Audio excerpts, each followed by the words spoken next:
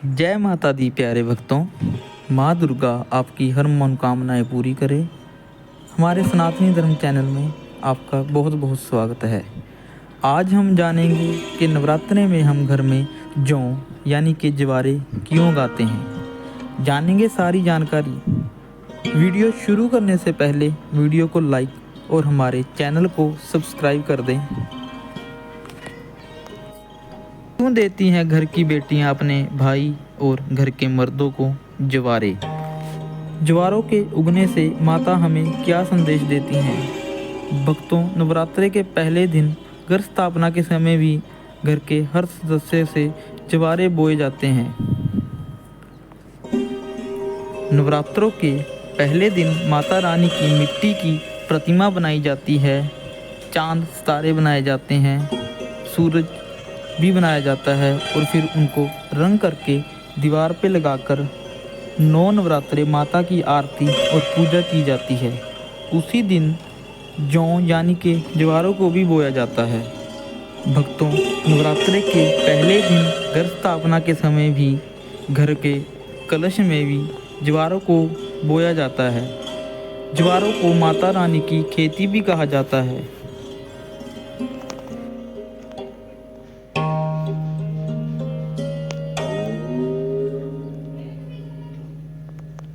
जो माता रानी अपने भक्तों को अन्नपूर्णा स्वरूप में जवारों के रूप में साल भर के घर के अन्न रोटी का आशीर्वाद देती है।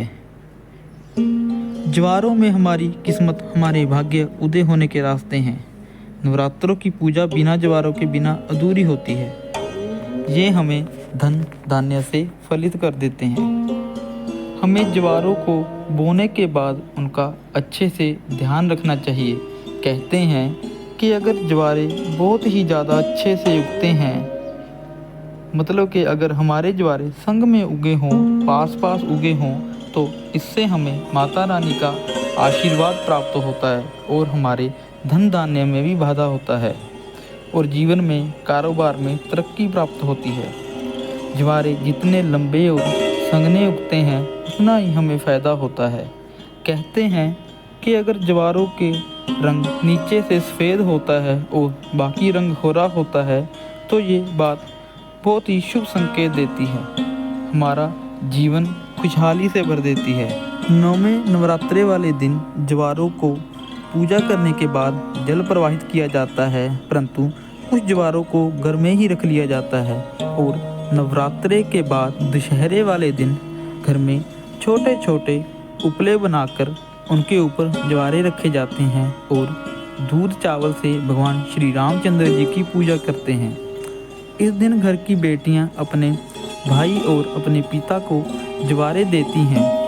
कुछ जगह जवारों को बेटियां अपने भाई और पिता के कान के ऊपर गहने की तरह सजा देती हैं, जिसकी मान्यता है कि बेटी को माता कंजक रूप में पूजा जाता है तो वह अपने भाई और पिताजी की कारोबार और जीवन में खुशहाली, तरक्की के रूप में ये आशीर्वाद देती हैं और घर में कभी अनाज और धन की कमी।